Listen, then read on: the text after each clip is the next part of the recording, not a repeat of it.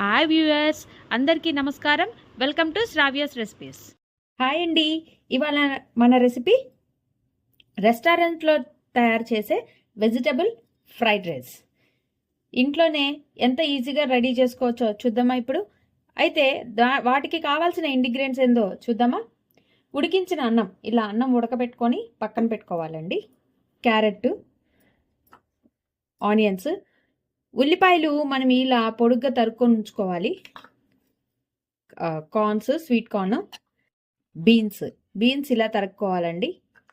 తర్వాత పచ్చిమిర్చి, బఠానీ,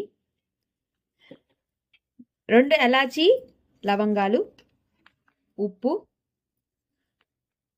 చెక్క, కొత్తిమీర, అల్లం వెల్లుల్లి పేస్ట్.